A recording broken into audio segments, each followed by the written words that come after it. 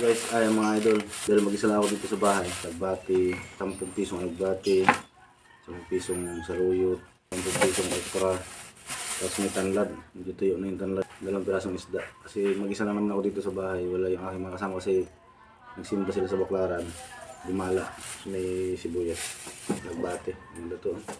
Talaga paborito kong ulam, mga ganito. Tabaw, atik na. So ikaw isa nag-uulam nito, taba ng alubata. Kain na siguro sila doon. Kung makain yung mga bata nito. Sa probinsya, pwede ka magtanim lang ito. Sa luyot. Lapo to kasi puro mga ano to eh. Pura sa luyot, alagbate. Yung sa luyot, umulam na pang probinsya. Tagana sa vitamina. Suso pura mga bata pa. Tanlad yun na tuyo na. 9 piso. Lang. May amoy pa. May asim pa. 2 pirasong galunggong. Para naman may ano to. Yung bisis natin hugasan. Yung okra hugasan din natin. Ito lang yung nila ako sa tanlad kasi tuyo na yung dahon. Pero may amoy pa naman. Lagyan natin ang asin para malasa. Lagyan ko sibuyas saka loya. Yung ito sibuyas, may tanlad naman eh.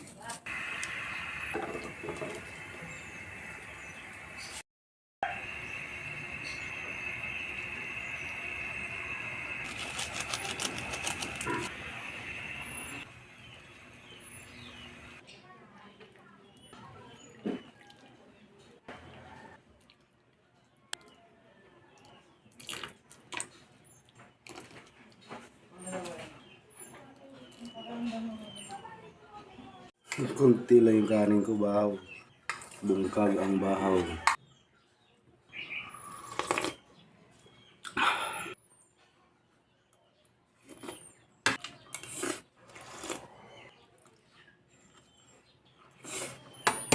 Nilagyan ko sili.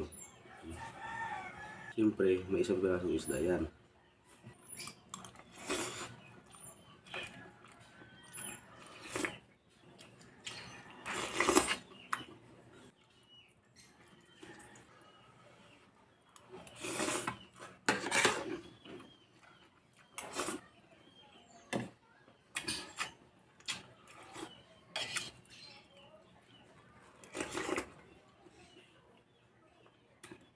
Kulang yung kanin ko.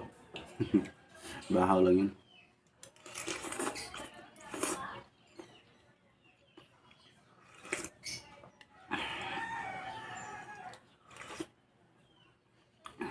Napakasarap talaga. Pagka mga ganitong alagbati, okra saka saluyot.